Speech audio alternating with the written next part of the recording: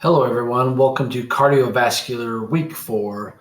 This is your module intro video, and this is your instructor, Lucas Myers. I'm just going to go through real quick the module and talk about what you have in front of you and let you get started. If you hear my son, my youngest of the three, in the background playing with his toys, that's what that is. His name is Brooks. He's a little over a year old, so if you have children, you know the feeling. It's a new era of working more from home. So I hope you can focus even with that kids noise in the background if you can hear that. So let's dive into week 4 here. It's the second week of the cardiovascular system. Cardiovascular is a big, rich system with lots of content. Honestly, we don't have enough time in this whole quarter to cover cardiovascular the way we could. It's so rich in content. And honestly, it's the one unit where I really miss being in class, where I can dive into stuff and talk about all the nuances, show a cadaver heart and model heart and do more. And I feel like online, you're just so disconnected from that part. And so I've really tried to create activities and do some of these intro labs where I could talk a little bit more about that. I know in the last week you went over EKGs and you talked about, you did the exploring EKG activity.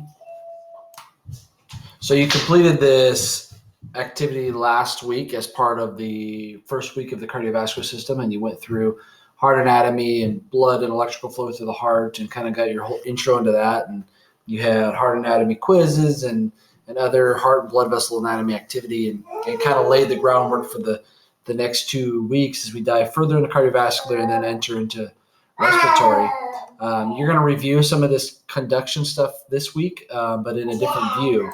And so I'll talk about that in a minute. The first thing you're going to want to make sure you do is dive into your case study team discussion if you haven't done that, and make sure you're going on that. And I'll be popping in there to add some content as well as provide any feedback from what I've seen. So you should be see content in there tonight or tomorrow. But I should be adding extra content to the patient case number 2 with Uncle Jake and his heart condition. You're going to be diving into looking into blood vessels and blood, and really pay attention to, one, the anatomy of blood vessels, vein versus artery, and how they're structurally built.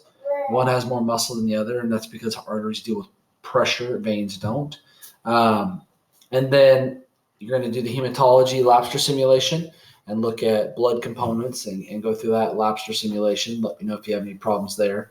Blood components are really important as we consider how blood is, what it's made up of, the different proteins. Like if you look at albumin, is a type of protein found in our blood that determines basically the osmotic, or how osmosis perform, or how water goes through osmosis in the blood and surrounding tissues. Albumin is a protein that really creates that. So when we get into talking about kidney, or you're talking about diffusion into tissues, the amount of albumin in the blood dictates how much water will leave, because having lots of protein causes water to want to stay in. So it creates an osmotic pressure coming into the blood when stuff's trying to leave the blood. And so it'll play a big role when we get into the renal system as well. You have globulin proteins as well, which are more structural and functional proteins. Transport proteins, and then you have your other components of your blood, like your erythrocytes and your leukocytes and electrolytes that move through the blood. Then you'll be diving into looking at blood and oxygen saturation, and that'll be key as we move into the respiratory system in next week. And we start talking about how hemoglobin binds to oxygen, what impacts that, and how we let oxygen go to tissues, and vice versa for carbon dioxide in that process. And then you're going to be moving into chapter 20. To start chapter 20, you're going to be reviewing.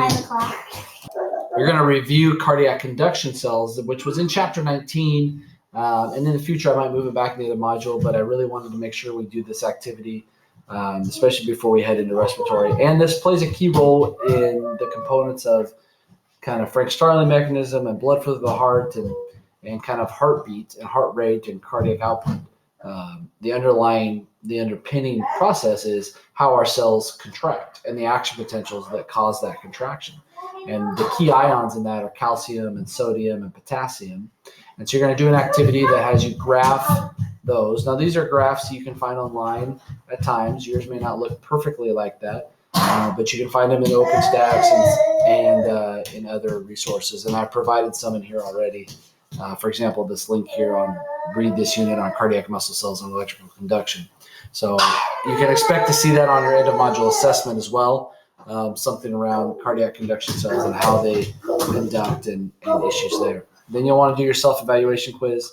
Then you have some more readings here, and then you have a volume pressure lab activity. Now this one can be troublesome if you don't read the instructions, but it's a huge component of your end of module assessment as well when you get to that. So make sure you read the instructions on this and you diagram these cycles and graphs correctly. Now, when you get to number 2 on this graph displaying left ventricular pressure versus volume, that is a volume pressure loop. And there is a video in this assignment from Khan Academy that will show you how to do that. Okay, so make sure you pay attention to that and make sure you label it. I want you to label it for all of the components that are in here.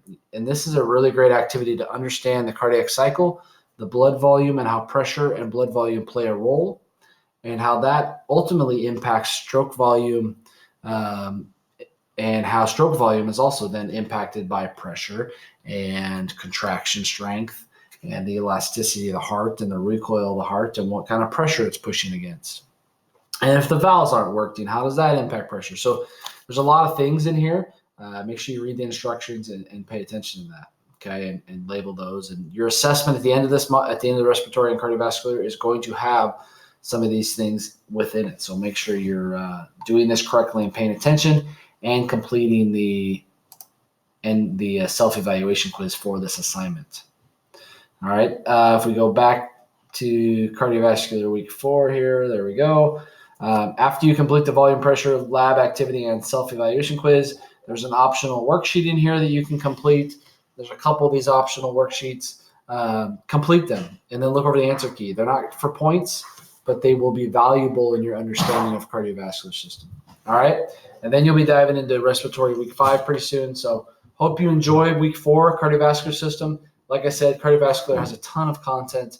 It's not easy to understand all the time, so make sure you're really reading through the resources I've given you, using the study outline, the cardiovascular outline, to kind of organize your reading and notes and really complete those assignments. I've designed those assignments to be off of readings, or I've picked the readings to support the assignments and videos. I have created my end of module assessment based on those assignments. So I've made assignments that will lead up to the assessment.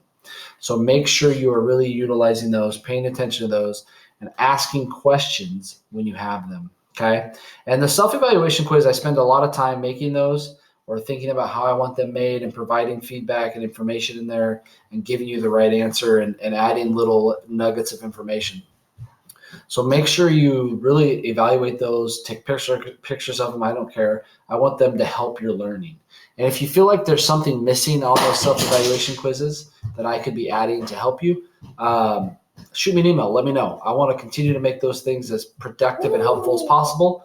And hopefully you enjoyed this intro video for this module. Take care. I'll see you in the chat or in email.